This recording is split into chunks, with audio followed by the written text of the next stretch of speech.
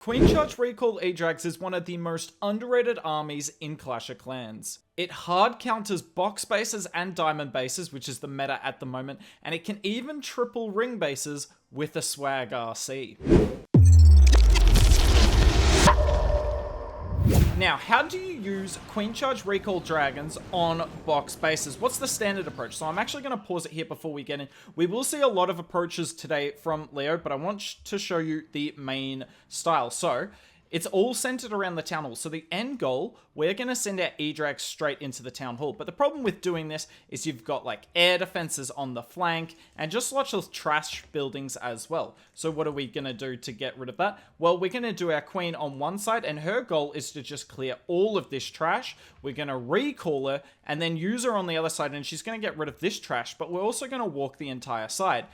Whilst this is happening, we're going to place a flame flinger on the side we start our queen on, and its job is to clear out the entire side over here. So this queen at the start, now we're going to play it. This queen at the start, her job isn't just to get anti-air targeting defenses like the air defense, wizard tower, arch tower here. It's also to get rid of the anti-flame flinger defenses like this mortar. So the flame flinger is chilling at this point. We put a loon down just in case there's a bunch of Teslas in this comp right here. No Teslas there, and our flame flinger is kind of chilling. Now it will struggle with obviously the mortar and a bit later on, but it's okay for the moment, and that is completely fine. Our queen, whoo, hanging on to life, and we're just keeping her. We're not recalling her yet because we want her to get a little bit of health back if we can. I'm surprised he hasn't recalled her. Well, that got way too close, and look at that. We recall her, we place her right in the corner, but look at this funnel on this side. It's just so good. We use archers and barbs, by the way. Maybe that's why he didn't recall the queen, because he was tanking that mortar. So you see the barbs and the archers he's got in this army are for exactly that. We pre-place a rage. Now, this army only has 3 rages, so that's why he didn't use a rage before on his queen. You gotta be really patient with your rage spells. We're getting into the town hall, and we've got 4 freezers with this army, and this is where you're going to see a lot of the freezers used. We warden ability because there's just so much damage, including the eagle, and a lot of our Edrags are low. I'm going to be honest, this Edrag push is not going as well as you would hope. So we get that down. Now we're dealing with the CC, and obviously the Edrags struggle once the town hall is down. They don't do a great job, but look at this. The warden with the Phoenix is clutch. You really want the Phoenix on the warden with this army, because the Phoenix, oh my, well, firstly because the Phoenix is insanely clutch, but most importantly, I'm actually going to pause it here, most importantly, if you bring the owl will shoot at the buildings your Edrags shoot, and you don't want that. You actually want the Edrags to be the only troop shooting at it so it can get maximum change. So do not bring the owl with this army. Use the Phoenix on the warden. Use this exact pet combo, and you'll see why the Frosty on the King's good. Now, with our Edrags have died out, this will happen a bit, and our job is the heroes to clean up the back end, so we're using the king to force our queen further into the base, and the RC will follow our king. I actually believe he's trying to swag the RC here though. Beautiful wall breakers, and this army's so nice, right? Because you don't need any wall breakers at the start on a lot of box spaces, so you can save those wall breakers to the end, and the queen can get right in, and yeah, he is swagging his RC. If he wasn't swagging his RC, the RC would be coming in with the king, and they would mow down the base together. But for not the first and not the last time in this video, the RC will be swagged. You'll see a lot of swag RCs today. Leo is insane with this army. 2 swag spells as well for good measure. So, oh, there's the NATO. Rip this base. There you go. There's kind of the standard approach that you'll see. Let's get into a few more replays. I really wanted to show you this attack here because you're going to see something, right? He's putting the flame flinger over here. Now, in the last attack, if he had started his queen this side, he would have flame flingered for all this. So why isn't he flame flingering this time? And the real reason is, A, this mortar is quite deep in the base. So it's our queen would have to get a lot to tank it and take it down, and we're not even sure we want our queen to go that deep when there's this much damage over here. And more importantly, this defensive queen's kind of placed awkwardly. Like if you look at the flame flinger pathing, it'd go like here, here, here, and then for like this multi or the Teslas here, right?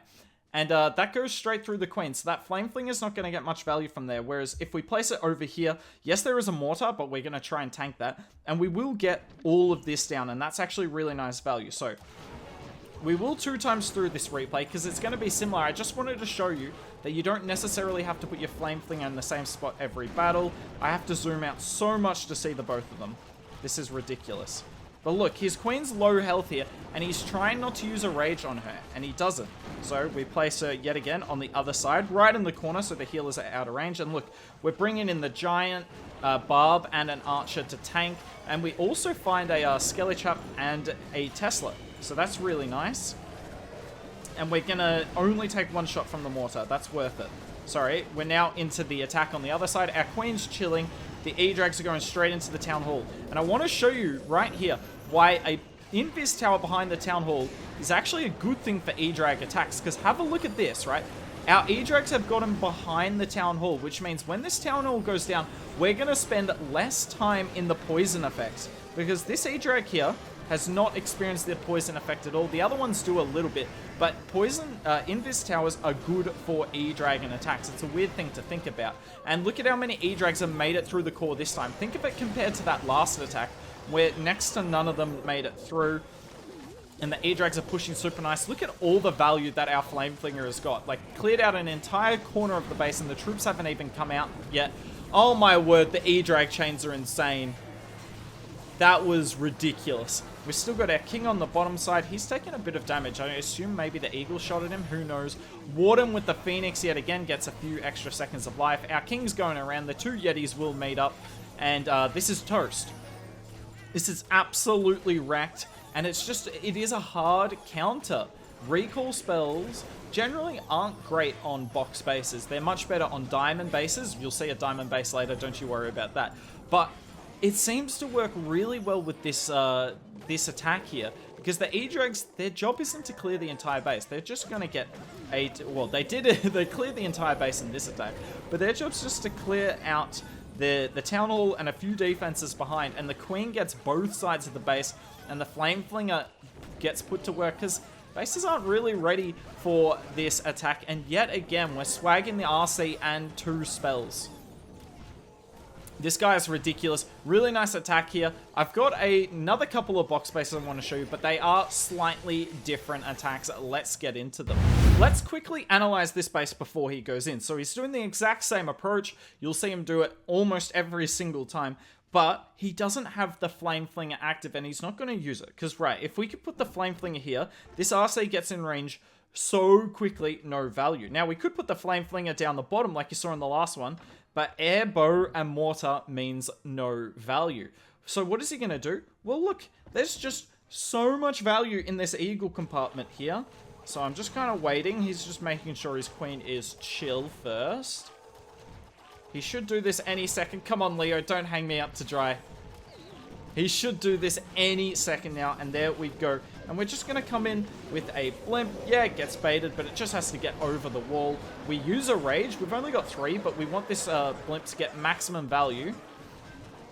Fighting the king, probably could have used a headhunter, but he doesn't actually bring many headhunters in this army. And that's insane value. That's insane value. Yes, obviously we now don't have the flinger. But if you've got awesome Yeti bomb value and no like, you can't force a flinger if there's no value to be had. Now, we're just gonna, like, I wish there was like a 3 times, but we're just gonna 2 times through the rest of this, because that's the main thing I wanted to show you guys with these first 3 attacks. Yes, all the approaches are the same, but how Leo uses these siege machines is not the same. And that's the part of this attack that you, generally speaking, have to be the most flexible on. E-Drags, yet again, struggling with the town hall. That's okay. Their job is... Well, actually, I lied. They've gotten out of the town hall and cleared a huge chunk of base. You know what? I take back what I said, E-Drags. You're putting in absolute work here. And the king's just going around the edge of the base with the Frosty, putting in work. And the RC is the only thing left. I think we're going to see the RC this attack. Yeah, we do. How disappointing. I think this was a time thing, actually, because this was a 2:50 replay or something. Maybe I'm wrong. Regardless, Really nice attack here from Leo, and being willing to change it up. I really like that, so I wanted to show you guys this as well. But finally, I'm going to show you a different approach on a box space. Okay, we're in again here, and look at where we've started this queen. The town hall is all the way over here, but we've started the queen over there. And why is that? Well, look at that corner, right? There is no damage over here, so it's a really safe area. We're going to get nice value. We got the Flame Flinger coming on the other side. I mean, I don't know how we're meant to watch all of this. Just assume the Flame Flinger is going fine. But look at the value he can get from this queen here. It's just so nice. And he's only going to use one rage and get a pretty solid chunk of base, honestly. So Queen's coming in. She's got a bit of damage, but we want to get rid of that defending RC. Edrags are not that good against defensive heroes, so any defensive hero you can get, worth one rage. On top of that, though, we're going to get rid of a Tesla and a Scatter Shot, and that right there is a nice funnel set. Yet again, Flame Flinger's doing really nicely over there. So where are we going to recall her? We're going to recall her to the top, because what we have now is a nice little path. Once the Queen gets what she needs to, that's going to be the path for our Edrags into the core of the base. That's a pretty nice path. They're going to get, and they are there's no way they don't get the town hall down, right? Because they've got a perfect path. They're going to go straight in the middle, and there's a few good chains for them as well. The Flame Flinger will pop shortly, unfortunately, because I believe the mortar and the ground bow will be in range, but that's okay. Now, you might be thinking, well, the Queen's getting no value, but the Queen's going to get rid of this. She's going to get rid of the defensive king. A lot of the time, there's Tesla farms over here as well. I don't know if there is in this attack or not, but the Queen's always going to get value on the outside of the base up there. We double rage. I like that. Those are our last two rages, but they're the most important rages for us because it's the Edrags and the Loons taking out the town hall and the core of the base. Now, the Edrags do die out, but they've gotten what they need to. Somehow our Flame Fling is still alive. I actually don't know how it managed that, but it's done a great job.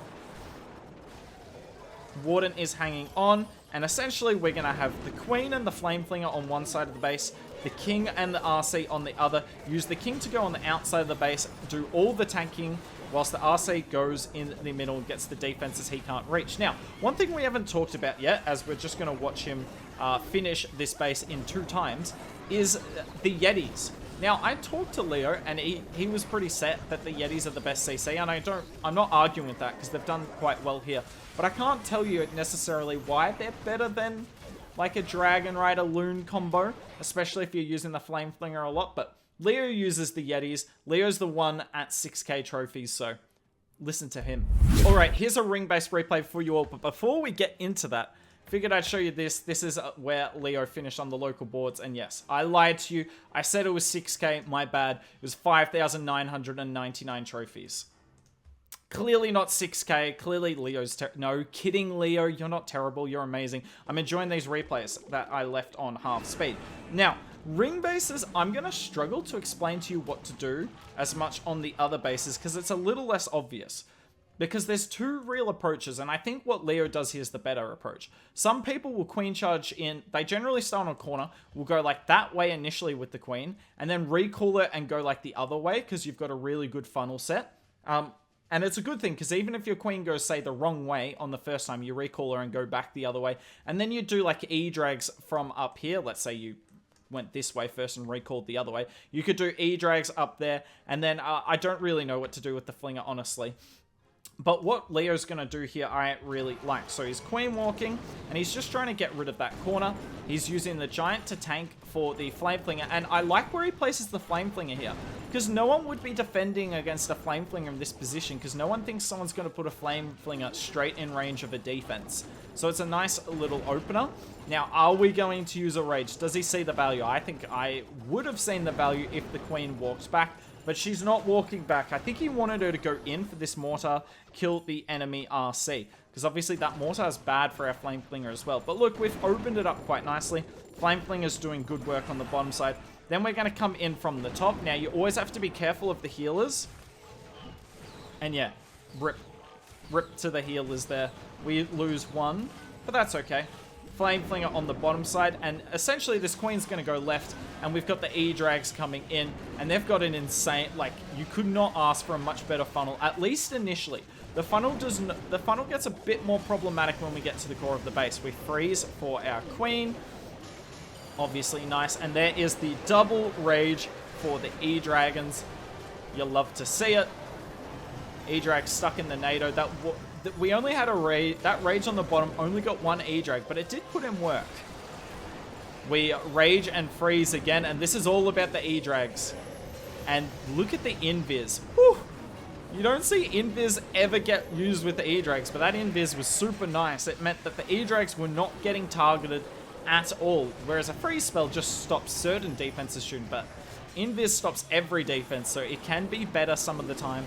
Generally, it's worse because the freeze lasts longer, but in a situation like that where there's an insane amount of damage on you, absolutely worth it. Nicely done. We have the Yetis come out of the Flame Flinger, and yet again, swagging the RC.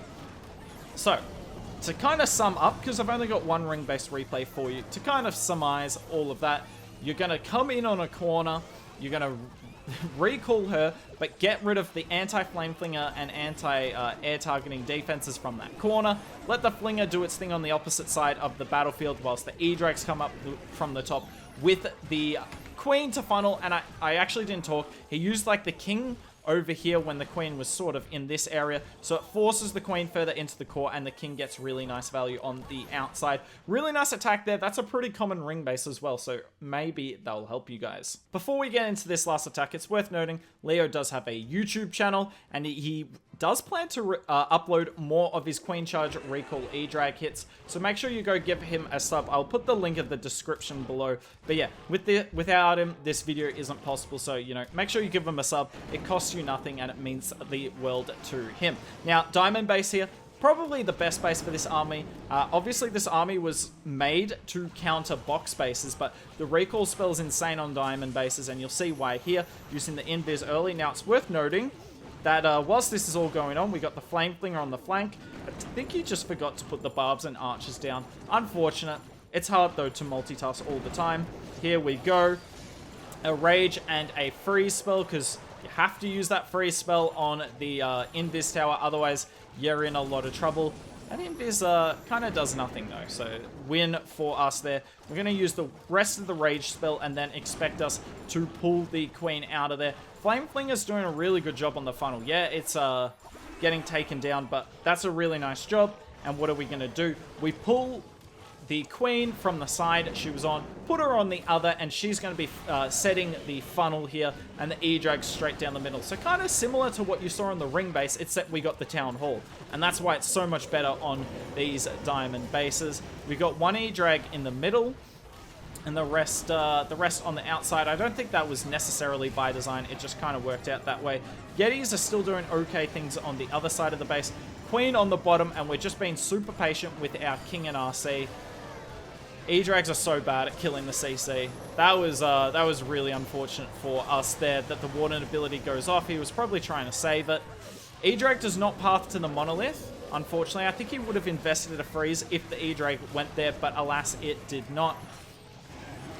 Queen is doing great work on the funnel, and the E-Drag hit's actually falling apart, so this looks quite bad, but we still haven't used our RC. Our King's only just been deployed as well, so not looking as bad as it seems. We will wall break that Rage Tower, and the Queen will get into the core. That's the really good thing about these open bases, right? They aren't really set to defend late entrances into the base. They don't mind if you get into the base early because there's a Rage Tower and so much damage there, but a late entrance into the base like you've seen... Oh, wow, I can't speak the English language. A late entrance into the base like you've seen in a few attacks from Leo today isn't really accounted for. I mean, how could you? Lol. Oof, that feels bad for that Invis Tower. Feels bad for that Invis Tower doing absolutely nothing, and that is it. Pretty cool video, I think. I hope you guys enjoyed it. Let me know if you're going to give this army a go. I definitely will give it a go, and maybe we can make my own video of it doing it in the Clan Wars. If you want to see more E-Drag action, we got E-Drag attacks from the best player in the world who uses his insane and very unique trick to 3-star bases with mass E-Drags. But that's it from me. Hope you enjoyed the video, and maybe I'll see you soon.